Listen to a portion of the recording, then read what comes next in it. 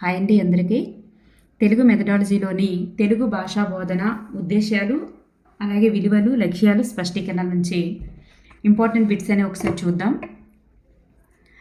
తెలుగు మెథడాలజీకి సంబంధించి డ్రాఫ్ట్ కాపీలో ఉన్నటువంటి lessons plus Telugu మెథడాలజీలో ఉన్నటువంటి లెసన్స్ రెండు కూడా మనం ప్రిపేర్ అవుతూ వెళ్ళాలన్నమాట. ఫస్ట్ బిట్ మనం చూస్తే భాషా అభ్యసన ప్రక్రియలో ఉపయోగించేటటువంటి భాషను ఏమంటారు? భాషా అభ్యసన ప్రక్రియలో ఉపయోగించేటటువంటి భాషను ఏమంటారు? బోధనా మాధ్యమం అంటారు. స్టెర్న్ ప్రకారం మాతృభాషకు గల పర్యాయ పదాలు ఏంటి? దేశ భాష, ప్రాంతీయ భాష, ఊయల భాష. సో పైవన్నీ కూడా ఆయన చెప్పడం జరిగింది.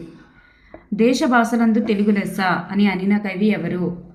దేశ భాషలందు తెలుగు లెస్స అని అనిన కవి ఎవరు అంటే శ్రీకృష్ణదేవరాయలు.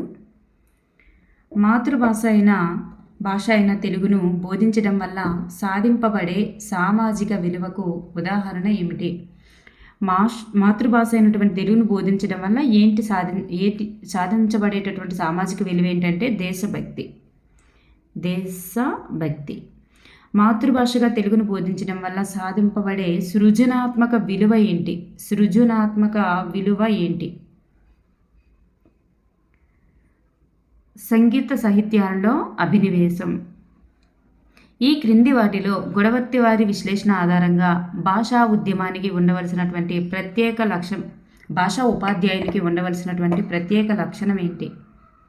గుణవర్తి సూర్యనారాయణ గారు విశ్లేషణ ఆధారంగా భాషా ఉపాధ్యాయునికి ఉండవలసిన ప్రత్యేక లక్షణం ఏంటి? ఛందోజ్ఞానం అనేది ఉండాలి. 1913 బాపట్లలో జరిగిన ప్రథమాంధ్ర మహాసభకు అధ్యక్షులు ఎవరు? కొండా వెంకటప్పయ్య. ఆంధ్రప్రదేశ్ తొలి తెలుగు భాషా సంఘం యొక్క అధ్యక్షునిగా 1974లో ఎన్నికైన వారు ఎవరు? వావిరాల గోపాలకృష్ణయ్య. ఒక పీరియడ్ వ్యవధిలో తరగతి గదిలో బోధించే బోధనాంశం ద్వారా సాధించే ప్రవర్తన మార్పులను ఏమంటారు?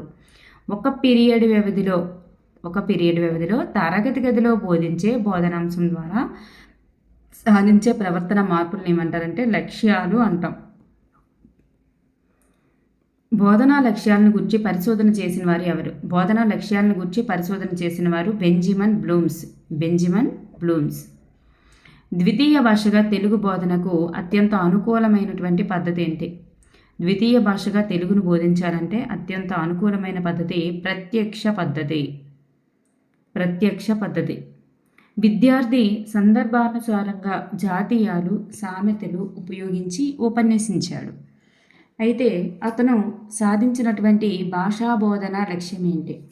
సో సందర్భానుసారంగా ఉపయోగించడం అనేటటువంటిది వినియోగానికి చెందుతుంది. నెక్స్ట్ వన్, భాషా బోధనలో బహుభాషా వాతావరణానికి సమ్మిళిత విద్యకు అవకాశం కల్పించినది ఎవరు? బహుభాషా వాతావరణానికి సమ్మిళిత విద్యకు అవకాశం కల్పించిన వారు ఎవరు? NCF 2005 జాతీయ విద్యా ప్రణాళిక చట్టం 2005. తెలుగు భాషా బోధనకు 10 లక్ష్యాలను ఏర్పాటు చేసిన వారు ఎవరు? SCERT 10 మౌలిక అంశాలను ఏర్పాటు చేసింది. విద్యార్థి ఉపాధ్యాయునికి సెలవు పత్రాన్ని రాయడం ద్వారా విద్యార్థి సాధించిన లక్ష్యం.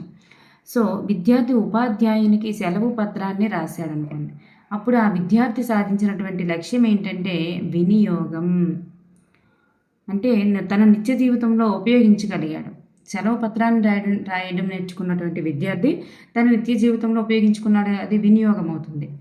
ఉపాధ్యాయుడు విద్యార్థులకు కొన్ని పదాలనిచ్చి వాటిని ఏకలక్షణం గల సమూహాలుగా వర్గీకరించమన్నాడు. అది ఈ పరిధిలోనికి వస్తుంది, అవగాహనకి చెందుతుంది. భాషాభిరుచి అనేటటువంటి లక్ష్యానికి ఒక స్పష్టీకరణం ఏమిటి? భాషాభిరుచి అనేటటువంటి ఒక లక్ష్యానికి స్పష్టీకరణం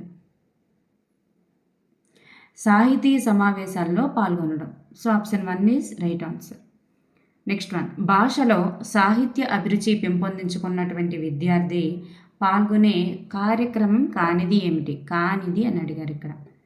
సో సాహిత్యాభిరుచి పెంపొందించుకున్న విద్యార్థి ఏం చేస్తాడు? కవి సమ్మేళనాల్లో పాల్గొంటాడు, అష్టావధానాల్లో పాల్గొంటాడు, గ్రంథాలయ వారోత్సవాల్లో పాల్గొంటాడు.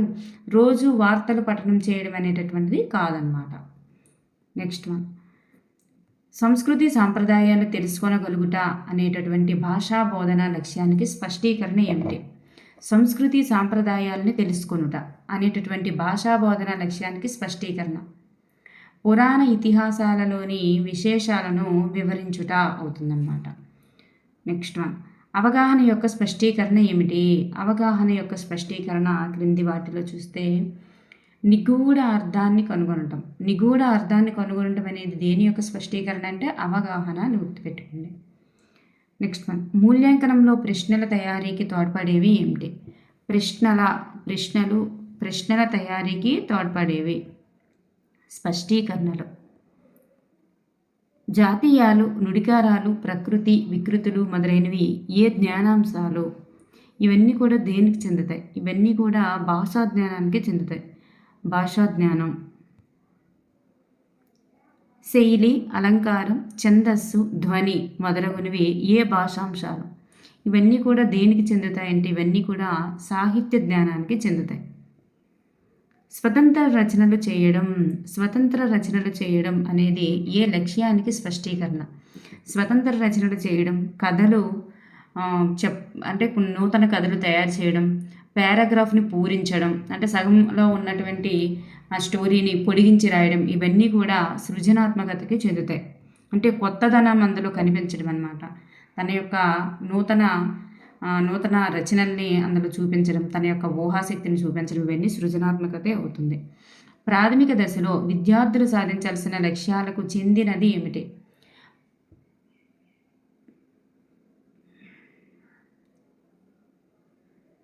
భాషాభిరుచి. చందనిధి అనుకుంటా, చందనిధి అయితే భాషాభిరుచి అవుతుంది. ఈ జ్ఞానము, ఆనందానుభూతి అనేవి ప్రాథమిక దశలో విద్యార్థులు సాధించాల్సిన లక్ష్యాలకి చెందుతుంది. ఈ భాషాభిరుచి అనేది చందనిధి అవుతుంది. నెక్స్ట్ వన్, మానసిక చలనాత్మక రంగం మీద భారతదేశంలో పరిశోధన చేసినటువంటి వ్యక్తి ఎవరు? ఆర్హెచ్ దవే. విద్యార్థులు విరామ చిహ్నాలు పాటిస్తూ రాయడం ఏ బోధనా లక్ష్యానికి స్పష్టీకరణ? విరామ చిహ్నాలు పాటిస్తూ రాయడం అనేది దేనికి స్పష్టీకరణ అంటే లిఖిత రూప వ్యక్తీకరణకి స్పష్టీకరణ. అభ్యసన ప్రక్రియలో ఆలోచించడం, తెలుసుకోవడం, సమస్య పరిష్కారం మొదలగునవి దేనికి ప్రాతినిధ్యం వహిస్తాయి? ఇవన్నీ కూడా జ్ఞానాత్మక రంగానికి ప్రాతినిధ్యం వహిస్తాయి. విద్యార్థి స్పష్టంగా మాట్లాడడం, భావక్రమంతో, సభ్యతతో, విమర్శనాత్మకంగా మాట్లాడడం అనేవి ఏ బోధనా లక్ష్యం? ఇవి మాట్లాడడం అన్నాం కదా, ఇవి వాగ్రూప వ్యక్తీకరణ. వాగ్రూపం అంటే మాట్లాడడానికి సంబంధించినవి. సాహిత్యాన్ని లోతుగా గమనించుటచే పద్య బోధన వల్ల విద్యార్థికి కలిగేది. సాహిత్యాన్ని లోతుగా గమనిస్తే పద్య బోధన వల్ల విద్యార్థికి ఏం కలుగుతుంది? అందులో ఉన్నటువంటి రసానుభూతి, అందులో ఉన్నటువంటి అంతా కూడా ఆనందం కలుగుతుందన్నమాట. దాంట్లో ఉన్నటువంటి ప్రతిదీ కూడా సాహిత్య జ్ఞానం అనేటటువంటిది అనుభవిస్తాడు, రసానుభూతి కలుగుతుంది. విమర్శనాత్మక దృష్టిని కలిగి ఉండడం ఏ లక్ష్యానికి స్పష్టీకరణ? విమర్శనాత్మక దృష్టిని కలిగి ఉండడం అనేది వైఖరి. విమర్శ అంటే ఒక రకమైన వైఖరి. సో సముచిత మనోవైఖరులకి చెందుతుంది. నెక్స్ట్, ఒక అంశం గురించి ఏర్పడేటటువంటి ఒక ప్రత్యేకమైనటువంటి భావన అనేది ప్లస్ అవ్వచ్చు, మైనస్ అవ్వచ్చు, పాజిటివ్ అవ్వచ్చు, నెగిటివ్ అవ్వచ్చు. ఏదైనా సరే దాన్ని ఏమంటామంటే వైఖరి అంటాం. భాషా బోధనలో గత రాజుల చరిత్రలను బోధించడం ద్వారా సాధింపబడే విలువలేంటి? గత రాజుల యొక్క చరిత్రలను బోధించడం ద్వారా సాధింపబడే విలువలు ఏంటంటే ప్రజాస్వామ్య విలువలు. గమ్యాలు దీర్ఘకాలికమైనవి, ఒక రకంగా అంతిమ ప్రయోజనం కోసం ఉద్దేశించబడినవి. ఉద్దేశ్యాలు నియమితమైనవి, లక్ష్యాలు ఉద్దేశ్యాల కంటే మరీ నిర్దిష్టమైనవి. ఉద్దేశ్యాలు విద్యకు మార్గదర్శకాలు, కానీ చేరుకోగల అంతిమ దృక్పథం మాత్రం లక్ష్యమే. లక్ష్య సాధన ఉద్దేశాల సాధనకు చేరుస్తుందని వ్యాఖ్యానించిన వారు ఎవరు? సో లక్ష్యాన్ని సాధించుకుంటూ వెళ్తేనే మనం ఉద్దేశ్యాన్ని చేరుకోగలం అని చెప్పిన వారు ఎవరు? జేకే సూద్. విద్యార్థులు వేమన పద్యాల సారాంశాన్ని తాత్పర్యాన్ని చెప్పగలగడం అనేది దేనికి చెందుతుంది? ఇది సారాంశాన్ని చెప్పడం, తాత్పర్యాన్ని చెప్పడం, అవగాహనే అవుతుంది.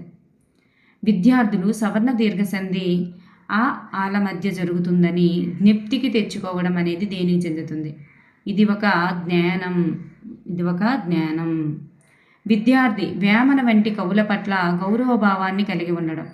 వేమన వంటి కవుల పట్ల గౌరవభావాన్ని కలిగి ఉండడం అనేది గౌరవ భావం కలిగి ఉన్నాడు అంటే ఇది ఒక వైఖరి, సుముచిత మనోవైఖరుల కిందకి వస్తుంది. అంటే పాజిటివ్ ఉంటేనే కదా గౌరవాన్ని కలిగి ఉంటారు. సో అట్లా పాఠ్యాంశాల్లోని రసవత్తరమైనటువంటి ఘట్టాలను తెలుసుకోవడం, శైలీ భేదాలను గ్రహించడం అనేది ఏమవుతుంది? ఇది రసానుభూతి లేదా రసానుభూతి అవుతుంది. నెక్స్ట్ వన్, పాఠానికి కొత్త శీర్షికలు నిర్ణయించడం, అసంపూర్ణమైనటువంటి రచనలు పూరించడం, పలుకుబడులు, అలంకారాలు మొదలైన స్వీయ రచన శైలి అలవర్చుకోవడం అనేది దేనికి చెందుతుంది? స్వీయ రచన శైలి అలవర్చుకోవడం అనేది దేనికి చెందుతుంది? చెప్పాం కదా, స్వీయ రచన సొంతమైనటువంటి మాటలను అలవర్చుకోవడం. ఇదంతా కూడా కొత్త శీర్షికలు, కొత్తదనం కనిపించిందంటే సృజనాత్మకత.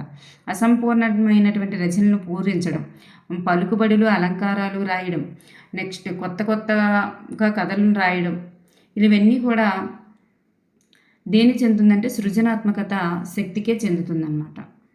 ఒక పని పూర్తయిన తర్వాత ఆశించినటువంటి ఫలితాలని ఏమంటారు? ఒక పని పూర్తయిన తర్వాత ఆశించిన ఫలితాలని లక్ష్యాలు అంటారు.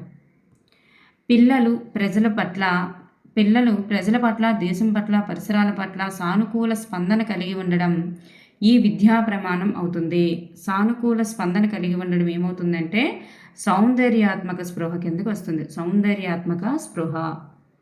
విద్యా ప్రణాళిక రూపకల్పనలో సహాయపడేవి ఏమిటి? విద్యా ప్రణాళిక రూపకల్పనలో సహాయపడేవి